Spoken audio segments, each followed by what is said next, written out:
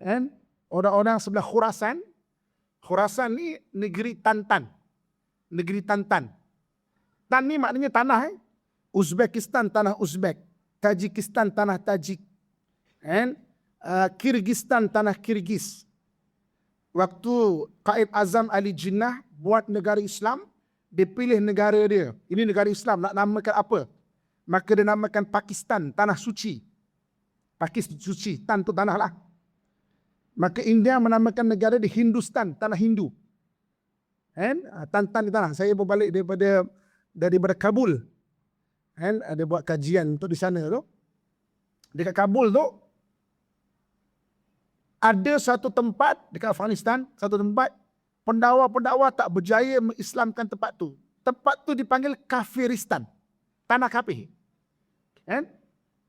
Dan orang kat situ tak sensitif pun dipanggil kafir. Orang kat Malaysia je sensitif dia kena panggil kafir. Tuan-tuan, saya belajar public safety diving. Public safety diving ni menyelam untuk menyelamatkan dekat US tau. Dekat Georgia.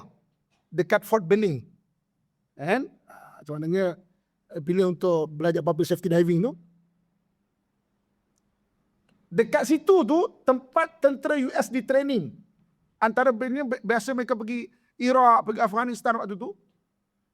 Orang Islam panggil dia kafir, tak sensitif pun.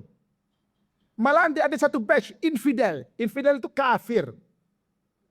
Kafir. Malahan ada yang ekstrem lagi, infidel eat pork. Al-kafir ya'kulul khinzir. Tulis tu. Mana kafir makan tut, makan khinzir. Tak sensitif tuan silan. Orang Malaysia ni mendengar ada tu. Perkataan kafir itu bukan kita buat, Allah yang panggil. Perkataan tu kan Allah yang turunkan. Kenapa kita rasa inferiority complex, rasa rendah diri nak panggil orang kafir? Bukan jahat, kafir harbi je. Ke kau orang kafir harbi? Soalan dia. Kafir harbi je memang kafir jahat. Kafir orang tak ada beriman. Jangan jadi kafir harbi lah. Jadi kafir yang baik. Maknanya jangan berserang orang Islam. Perkataan kafir pun sampai kita orang Melayu, jangan panggil orang kafir. Perkataan tu Quran sebut, firman Allah sebut. Allah yang sebut. Kalau kita rasa rendah diri nak sebut, kena cek balik kita punya iman. Betul saja kata ni. Tak usah orang lain cek, kita cek. Kalau agak kita kata, ya aku ni sampai takut cek istighfar. Minta ampun kepada Allah Subhanahu Wa Taala. Ya Allah, minta ampun Tuhan, aku ni lemah sangat sebenarnya.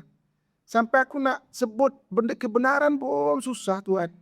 Lemahnya kan Nabi sebutkan, selemah-lemah iman tu apabila dekat hati kan. Apa Al-Quran tu? Jangan langsung macam tu.